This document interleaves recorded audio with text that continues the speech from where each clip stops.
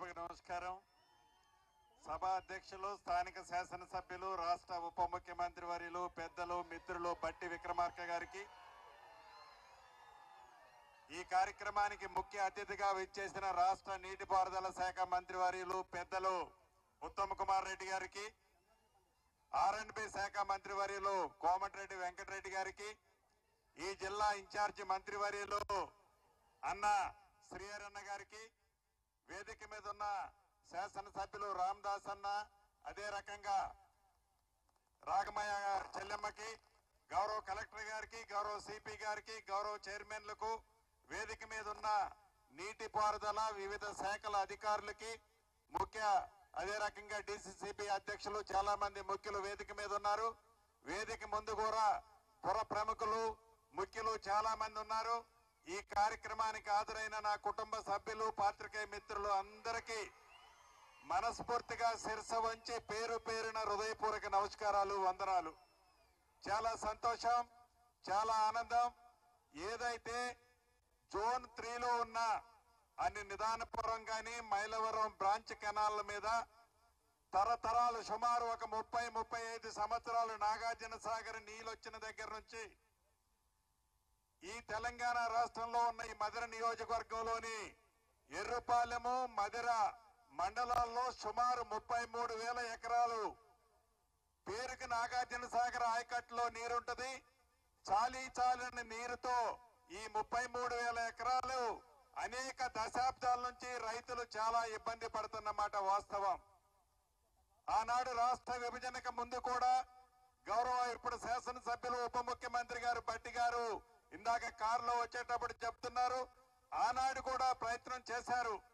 కొన్ని కారణాల చేత ఆనాడు ఈ లిఫ్ట్ ని పూర్తి చేయలేకపోయారు.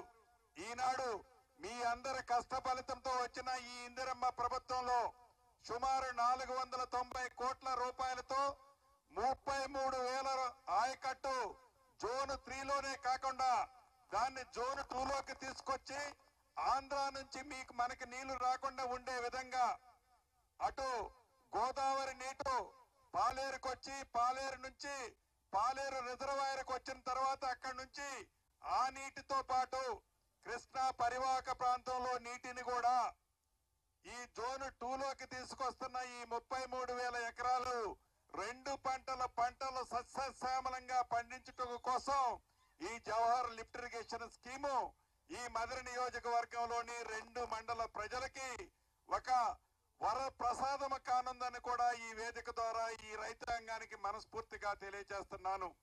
మీకు తెలియంది కాదు, పేదోడి ప్రభుత్వం ఇందిరమ్మ రాజ్యం వచ్చిన తర్వాత ప్రతి గృహిణికి 200 యూనిట్లు ఉచిత విద్యుత్, ఆడబిడ్డలు ఎంత దూరం ప్రయాణం చేసినా ఆర్టీసీ బస్సులో ₹1 బస్ ఛార్జీ లేకుండా ప్రయాణ సౌకర్యం, పేదవాడికి జబ్బు చేస్తే 10 లక్షల రూపాయల వరకు రాజీవ్ ఆరోగ్యశ్రీ కార్యక్రమం ద్వారా మెరుగైన వైద్యం.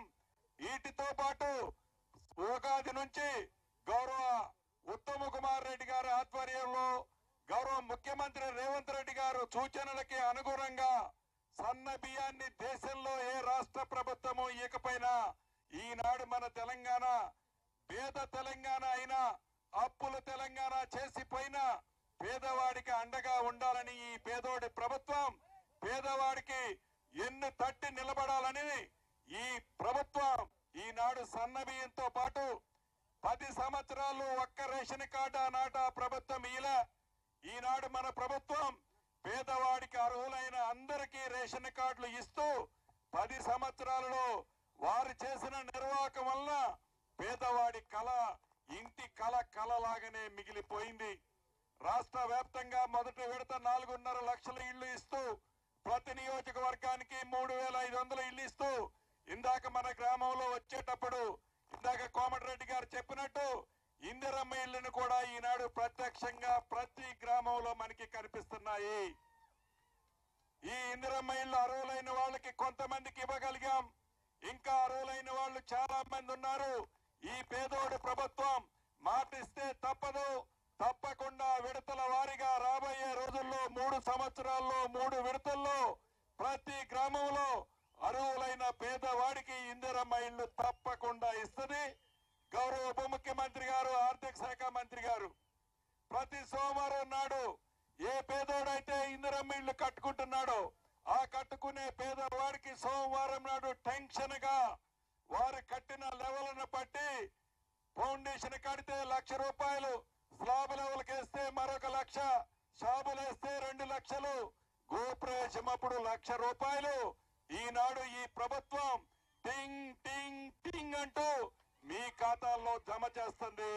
రాబోయే రోజుల్లో అర్హులైన ప్రతి పేదవాడికి ఇందిరమ్మ ఇల్లు చిత్తశుద్ధితో ఈ పేదోడు ప్రభుత్వం ఇస్తుందని, అదే రకంగా మునుగుమాడులో ఏదైతే సర్వే ద్వారా భూ సమస్యలు పరిష్కరించామో రాబోయే రోజుల్లో ఒక్క మధిర నియోజకవర్గంలోనే కాదు రాష్ట్ర వ్యాప్తంగా రైతన్నలు, భూములున్న ఆసాములు ఆనాటి ధరణితో ఏదైతే ఇబ్బంది పడి కష్టపడి నష్టపోయి కోసపెట్టుకున్నారో వారందరికీ అనుకూలంగా చుట్టములా ఉండే భూభారత చట్టం వచ్చింది.